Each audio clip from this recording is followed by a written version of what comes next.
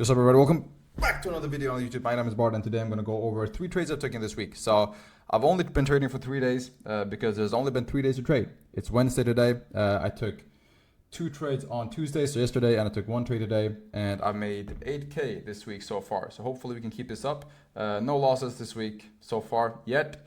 I don't want to jinx myself.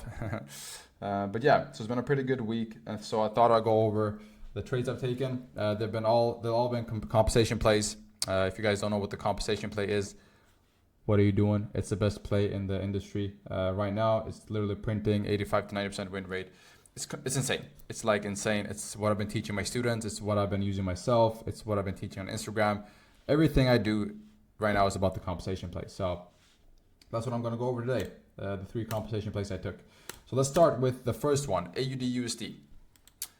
On AUDUSD, we can clearly see that we have a downtrend. So right here, as you guys see, you have a high, then you have a lower low, right? Because this low was lower than the previous low, and they have a lower high because this high is lower than the previous high, and then now you're about to create a lower low, but you are in a downtrend officially, right? And in that downtrend, we see that a candle closed with no top wick, right? Now you have an unfilled no top wick candle here, but is this way too far away? Right? First, it's pretty far away. Not way too far away, but it's pretty far away, so I'm not concerned about it. And also, it is very high up in the trend, right? So even if price wanted to come up and fill this, it would probably be an OMR entry. So it would probably come and fill up here, not all the way up, right? So I'm not concerned about this. The previous one got filled. So as long as I have my stop loss above here, it can come up and fill this no wick candle. It can come up and almost fill it. Doesn't matter. I'm still safe because my stop loss is above both of these no wicks right here and above the high. So stop loss was above the high, TP at a roughly 1-to-1. You guys know the deal. I waited for price to come up and tap that area. There we go. So I entered right here, and then I just let this baby run to TP. Pretty quick TP, hit it in like 30 minutes. So it was a pretty quick trade. No, I hit it in like 45 minutes to an hour. Pretty good trade. This was at right after I start. So this was at 3:30 a.m. So that is right after my right after my restricted time. So I'm not allowed to trade early Asia session.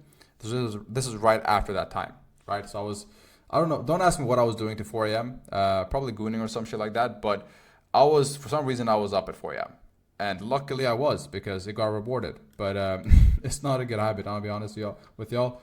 Usually my worst trading has usually come when I'm awake to 4 or 5 a.m. So not really, even though it's a good trade, I'm not really proud of this trade because it just shows like, what the fuck are you doing up at 4 a.m. Bart? You have get a life.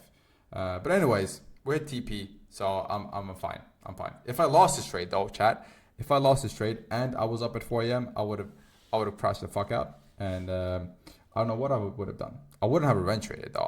I wouldn't have crashed out on my trading account. Like, we're still stoic, we're still disciplined traders, but I would have crashed out on something else. I don't know. Something else would have taken damage if I lost this trade that night. But nonetheless, we didn't lose. We won. And let's go to the next one. Boom. USDJPY.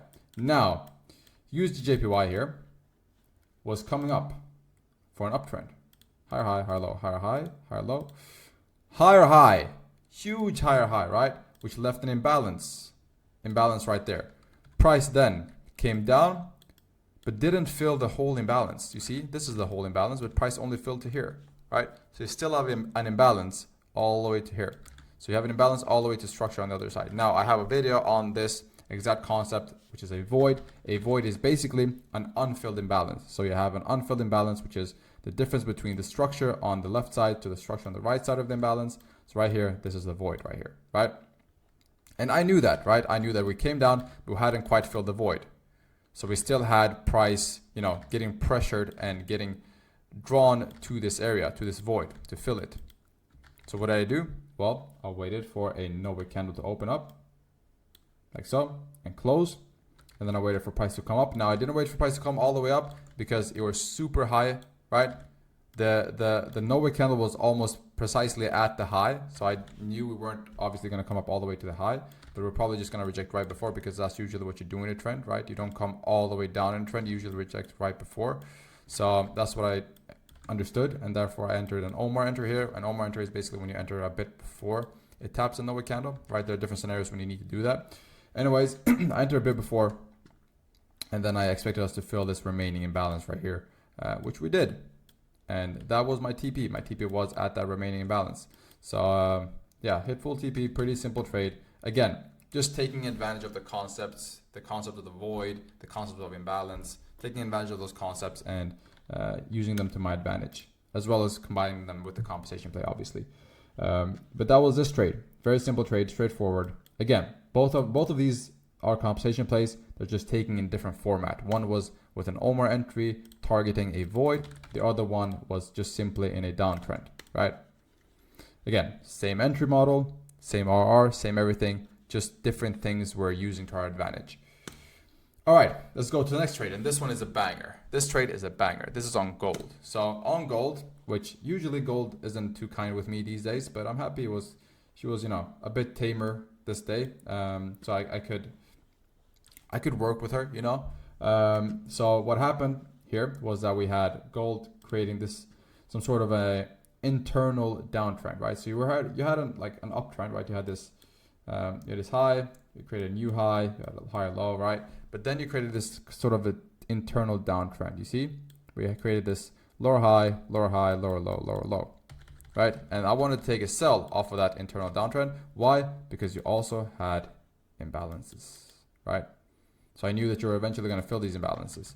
And that's why, as you guys see, this is not a one-to-one RR. On this trade, I actually took it at not a 2.3, I think I took it like a 2 RR. The reason I took it at a 2 RR is because, again, I was targeting this imbalance, right? Now, I didn't have it at the imbalance because I was afraid that we're going to probably either just tap these lows or just grab these lows and then fake out. Therefore, I didn't have it at the imbalance, but I was targeting the imbalance. I knew price was coming down because it's a huge magnet here. That's what I did. So I waited for price to create this internal downtrend, open up and close with no top wick. Price came up, retraced to that top wick. Stop loss was above the high with a little bit of breathing room. So right here was a stop loss, and TP was at these lows right here, targeting this void, or knowing that price was going to eventually fill this void. And then price literally just dumped. Now, I ain't gonna lie, I was shitting bricks because price came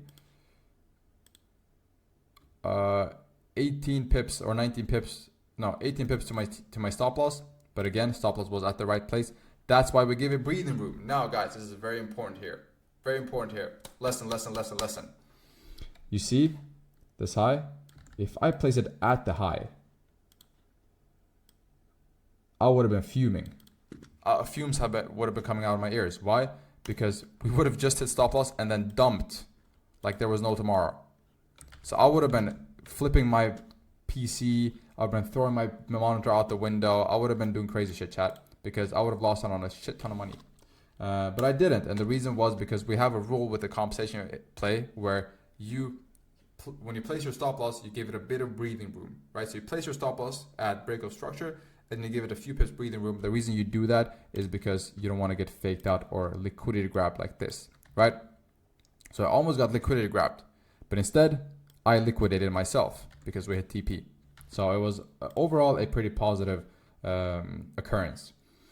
But yeah, as you guys see, I could have held I could have held this for all eternity, it seems like, but I'm happy. I'm happy with my profits. I got my piece of the pie. You know, you can't catch everything. You have to be content, and that's what I was. So yeah, that was the last trade I took. The most recent trade I took was actually on AUD. This was the trade I took today. These trades I took yesterday. But this trade was also pretty good. Happened at right before New York Open. So pretty good time for Sweden. It was at 2 p.m. This trade was at 5 a.m. Or no, this was at 5:30 a.m. Fucking alerts woke me up, bro. I ain't gonna lie. These alerts are ruining my sleep schedule, but for a good reason. But yeah, boys, those were the 3 trades I've taken this far. Made around 8K. If you want to do the same, you know where to find me. Just learn the compensation play and your life will be changed. Anyways, thank you so much for watching. I appreciate you guys, and I will see you in the next video. And the next video will be a banger. So take care.